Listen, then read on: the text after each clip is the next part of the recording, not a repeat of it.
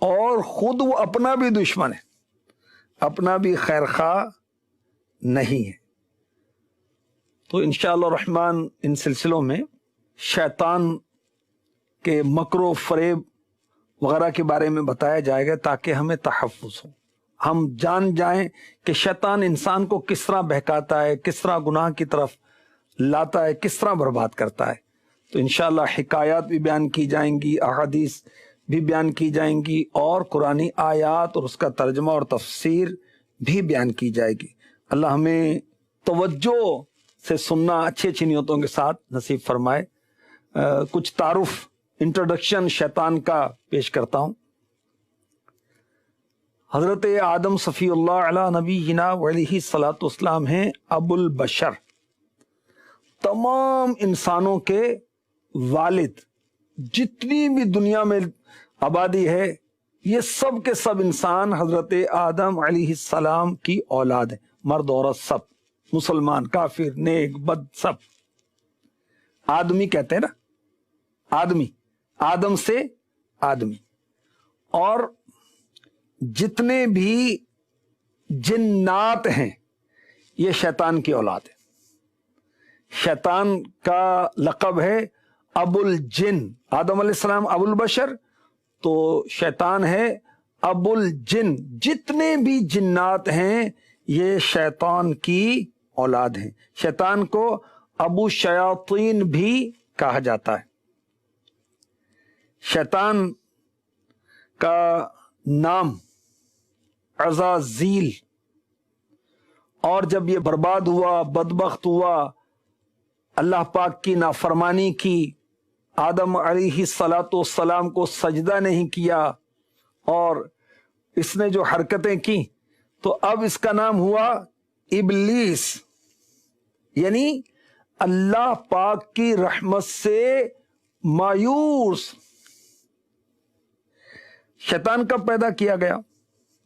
شیطان کو اللہ تعالی نے آدم علیہ الصلوۃ والسلام کی پیدائش سے ہزاروں سال پہلے پیدا فرمایا۔ شیطان کس چیز سے پیدا ہوا؟ آگ سے، فائر سے۔ یاد رکھیے، اللہ تعالیٰ نے انسان کو مٹی سے بنایا، جنات کو آگ سے بنایا، اور فرشتوں کو نور سے بنایا۔ فرشتوں کو کہتے ہیں اللہ پاک کی نوری مخلوق۔ اور شیطان جو ہے یہ فرشتہ نہیں تھا، فرشتوں کے ساتھ ہوتا تھا، فرشتہ نہیں تھا، یہ جن تھا۔ اور بہت اس نے عبادت کی، مزید انشاءاللہ سلسلوں میں آپ سنیں گے۔ تو شیطان آگ سے پیدا ہوا، انسان مٹی سے پیدا ہوا، جیسا کہ سورہ رحمان میں ہے اور کئی جگہوں پر قرآن پاک میں اللہ تبارک و تعالی نے ارشاد فرمایا۔ اور جنات کو اللہ تعالی نے، شیطان ابو الجن ہے، یہ ذہن میں رکھیے گا۔ تو جتنے بھی جنات ہیں اللہ تعالیٰ نے انہیں آگ سے پیدا فرمایا۔ وَخَلَقَ الْجَانَّ مِن مَارِجٍ مِّن نَار، اور جن کو پیدا فرمایا آگ کے لوکے سے۔ شیطان جو ہے یہ جن ہے۔ اچھا، اس کی شکل و صورت کیسی ہے؟ بہت بھیانک، قابل نفرت۔ حضرت سیدنا یحییٰ علیہ الصلوۃ والسلام، جو حضرت زکریا علیہ الصلوۃ والسلام کے شہزادے ہیں، اللہ کے نبی ہیں، اور حضرت عیسیٰ علیہ السلام کے خالہ زاد بھائی ہیں، شیطان انہیں فتنے میں ڈالنے کے لیے حاضر ہوتا تھا۔ یاد رکھیے کہ سارے نبی معصوم، اعلان نبوت سے پہلے بھی، اعلان نبوت کے بعد بھی، مگر شیطان کی فطرت کے اندر، اس کی نیچر کے اندر شرارت ہے۔ یہ کوشش ضرور کرتا ہے بدبخت، تو مختلف صورتیں اختیار کر کے شیطان حضرت یحییٰ علی نبینا علیہ الصلوۃ والسلام کی خدمت میں آیا کرتا تھا۔ تو آپ علیہ السلام نے ایک دن فرمایا، میں چاہتا ہوں تمہیں تمہاری اصلی صورت میں دیکھوں۔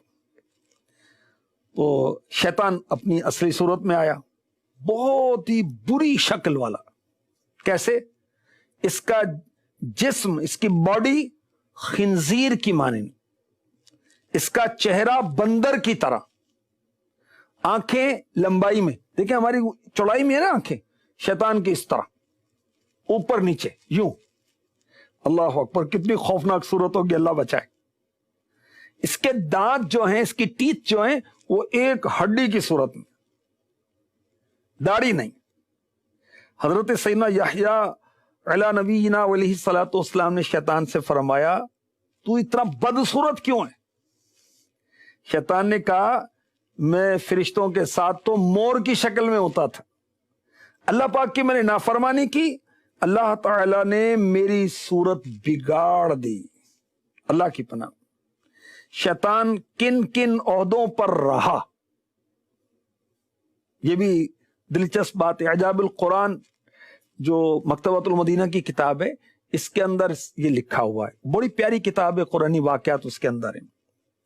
ابلیس 40,000 سال 40,000 ایئرز جنت کا خزانچی رہا، 80,000 سال فرشتوں کے ساتھ رہا، 20,000 سال فرشتوں کو بیان سناتا رہا، واعظ سناتا رہا، نصیحتیں کرتا رہا، 30,000 سال جو مقرب فرشتے ہیں ان کا سردار رہا، 1,000 سال روحانیین کی سرداری کے منصب پر رہا، 14,000 سال تک اس نے عرش کا طواف کیا، عرش کا طواف کیا۔ پہلے آسمان پر اس کا نام عابد، دوسرے پر زاہد، تیسرے پر عارف، چوتھے پر ولی، پانچویں پر تقی، چھٹے پر خازن، اور ساتویں آسمان پر عزازیل، اور لوح محفوظ میں ابلیس۔